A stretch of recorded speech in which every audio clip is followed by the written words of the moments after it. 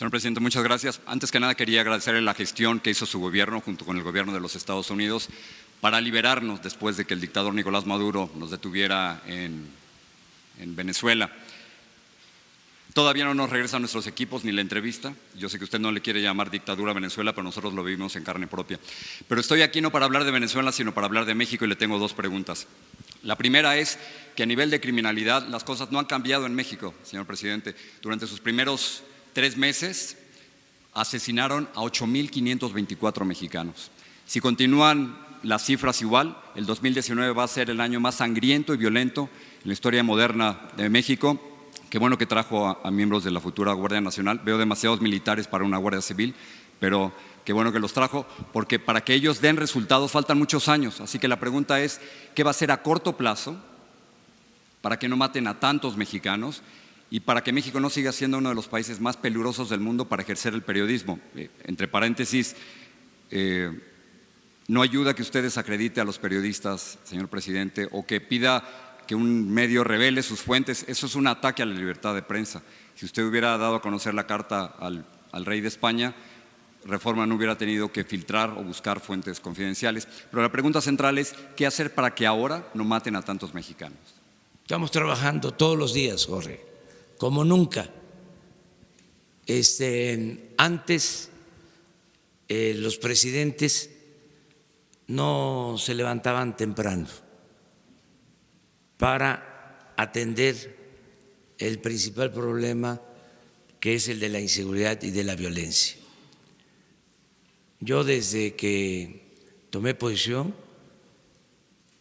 todos los días, de lunes a viernes, tengo una reunión con el Gabinete de Seguridad.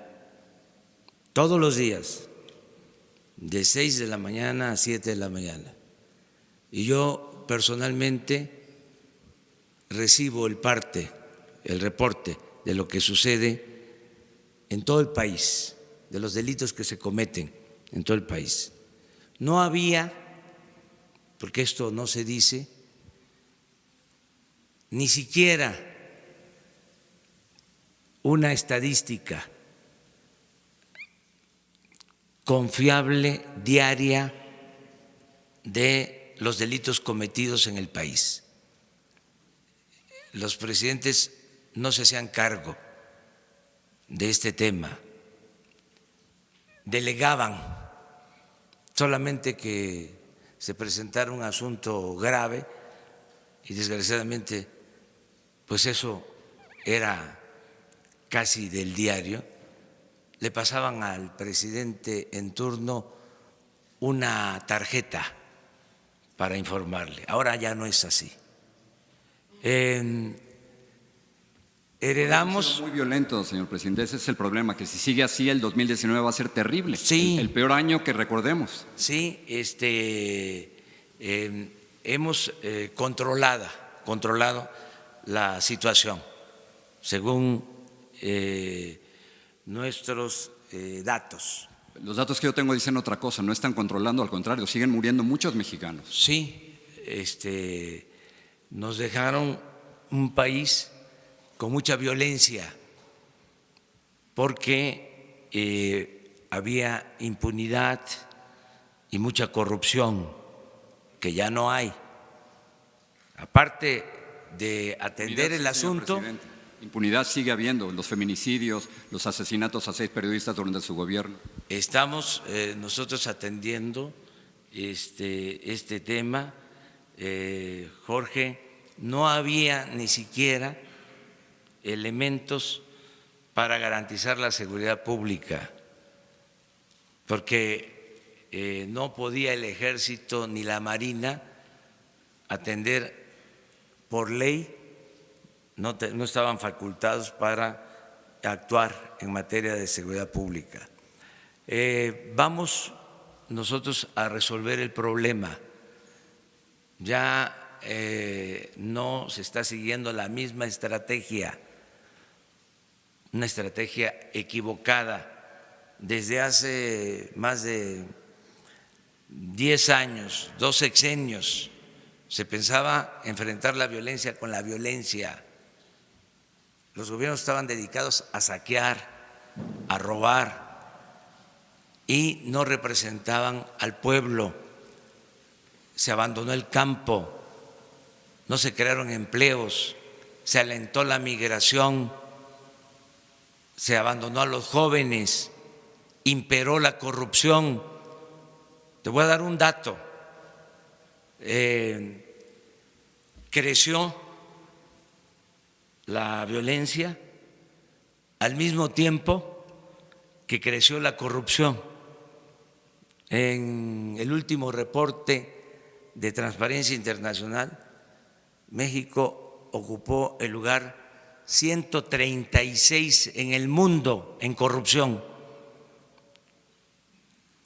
Y con la política neoliberal que ya cancelamos, que ya no se va a aplicar, porque fue una política de pillaje, de saqueo, apenas se creció en 36 años al 2% anual. México fue de los países con menos crecimiento económico. Y si no hay crecimiento económico, no hay empleos. Y si no hay empleos, no hay bienestar. Y si no hay bienestar, no puede haber paz y tranquilidad. Entonces, ¿qué hacían? Operativos, cárceles, queriendo enfrentar la violencia con la violencia. Ya esa política no se continúa. Ahora estamos atendiendo a la gente humilde, a la gente pobre, para que, sobre todo los jóvenes, no se vean obligados a tomar el camino de las conductas antisociales. Todo esto nos va a llevar algún tiempo, pero ya comenzó esta nueva política y esto tiene como complemento la perseverancia, la coordinación. Anteriormente la Marina actuaba por su cuenta, el Ejército hacía lo propio, la Policía Federal también, las policías estatales, las policías municipales. Ahora ya no, ahora hay coordinación. Ahora se aprobó una reforma constitucional. Pero no resultados, señor presidente. Claro que sí hay resultados. Las cifras indican que sigue aumentando el número de asesinatos, 8.524 en los 3 meses primeros. No han aumentado. No, claro que han aumentado, por supuesto que sí. Yo tengo otra información. ¿Son cifras de su propia Secretaría de Seguridad? Sí, pero yo te invito para que las revisemos. ¿Esas no son ciertas? ¿Las cifras de las de nosotros no son ciertas. No, le pregunto que si las cifras de su Secretaría de Seguridad no son ciertas. Dicen que murieron 8.524 mexicanos en los primeros 3 meses. Vamos viéndolas. Yo no te voy a decir, porque no me gusta decir mentiras. A ver, ¿por qué no pones la gráfica del promedio diario? Sí, pero no es cuestión de promedio diario, es cuestión de cuántos mexicanos han muerto durante los primeros 3 meses. No. Y yo traigo mis fuentes aquí. En dos sexenios,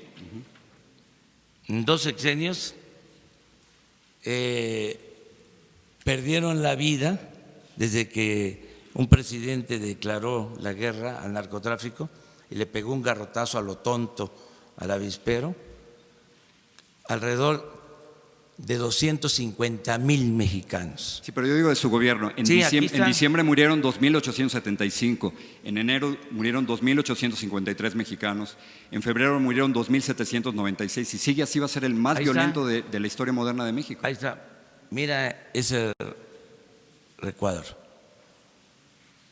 A ver si coincide con tus datos. No sé cuántos, no alcanzo a leer desde aquí. A ver, yo te digo. Vamos a acercarnos a ver.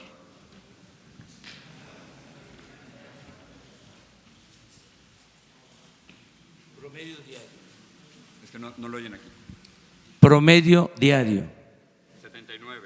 79. Diciembre. Enero, 75. Febrero, 83. Marzo, 77. Pero las cifras totales son… No. Las cifras totales, o sea, no las tengo, pero te las voy a dar. Gracias.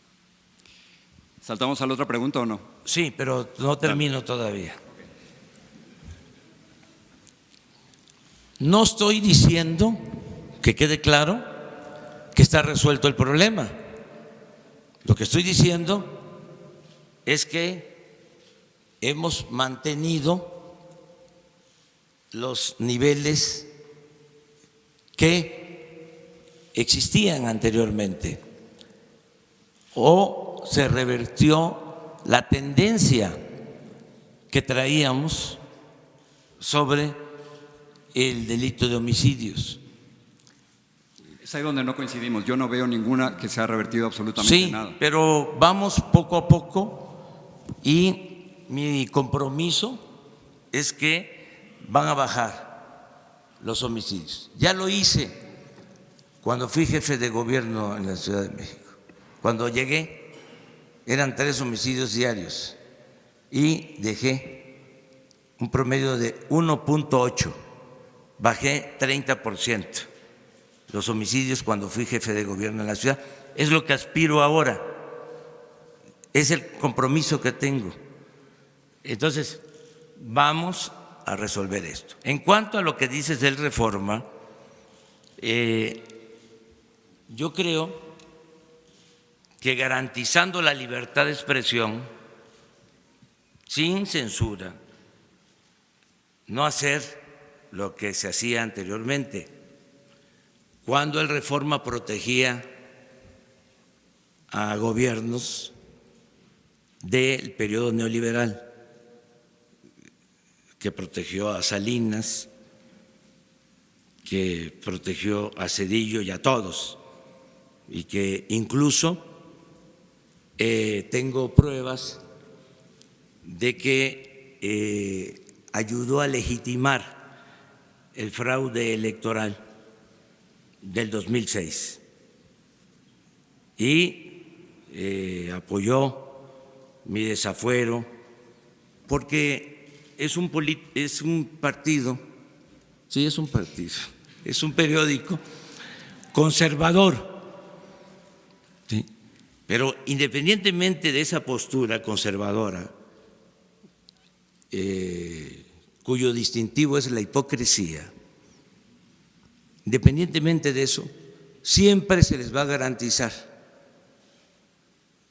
el derecho a manifestarse. Nunca no jamás… revelar las fuentes, no. Yo orgullosamente llevo mucho tiempo trabajando en la Reforma y eso no es cierto. Vamos nosotros a atentar en contra del periodismo. No va a pasar lo que sucedió, y ellos no dijeron absolutamente nada, cuando un gobierno de derecha, conservador, expulsó a José Gutiérrez Vivó, lo desterró, o lo que pasó en el sexenio pasado con Carmen Aristegui. Eso jamás, Jorge, va a suceder. Pero ¿no cree que revelar las fuentes, pedir que revelar las fuentes es un ataque a la libertad de prensa? No, no es ningún ataque. Es que si lo es, hay periodistas que van a la cárcel para no revelar no, las fuentes. Pero ningún periodista, señor presidente, va a revelar las fuentes, ninguno. No. Y si usted hubiera publicado la carta, no hubieran tenido que usar fuentes confidenciales. Pero que no revelen las fuentes, Jorge. No es obligatorio, ni va a haber coerción, no va a haber represión. O sea, ya no está pidiendo que revelen las fuentes. No, si lo dije desde el principio. No, usted había dicho otra cosa. No, usted había pedido que revelaran las fuentes. Desde el principio, el primer día dije, y si no quieren revelar la fuente, que no las revelen. Que no lo van a revelar. No le hace. Pero ninguno de nosotros las va a revelar. No. ¿Sabes por qué lo dije? Porque quiero ejercer mi derecho a la réplica. Y nosotros a la libertad de prensa. Eso es todo. Y que haya diálogo circular. Entonces, ¿por qué? Ellos sí pueden plantear que haya transparencia y yo no puedo pedir que haya transparencia. Sí, pero no revelar las fuentes. No, jamás. No. En este caso se trata de una carta que se envió a un gobierno extranjero y que de repente aparece publicada en el periódico Reforma. Entonces, ese es nuestro trabajo. Por eso, si no la quieren revelar las fuentes, no hay ningún problema. Pero yo tengo el derecho de manifestarme también, ¿no? Es lo que estoy haciendo. Déjame pasar la segunda pregunta. En el 2017 en una entrevista usted me dijo que Donald Trump sí era un racista. Incluso después usted escribió un libro llamado Oye Trump, que fue muy crítico con el presidente Donald Trump. Pero desde que llegó usted a la presidencia, aparentemente las cosas han cambiado un poco. Muchos acusan a su gobierno de ser la policía migratoria de Donald Trump. La pregunta es si usted cree que el silencio es la mejor estrategia para lidiar con un bully como Donald Trump. Yo lo que considero que no debemos pelearnos con el gobierno de Estados Unidos como política y que ha habido una relación de respeto mutuo que yo estimo mucho. Yo represento a todos los mexicanos y me importa tener una muy buena relación con el gobierno de Estados Unidos. Es una vecindad necesaria, una muy buena vecindad que debemos de procurar, fincada en la cooperación para el desarrollo.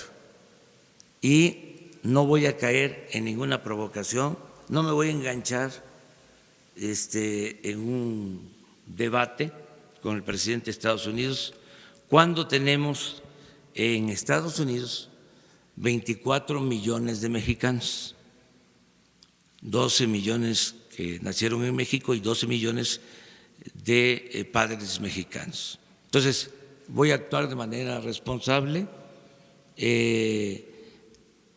Tengo que reconocer que han sido respetuosos con nuestra soberanía.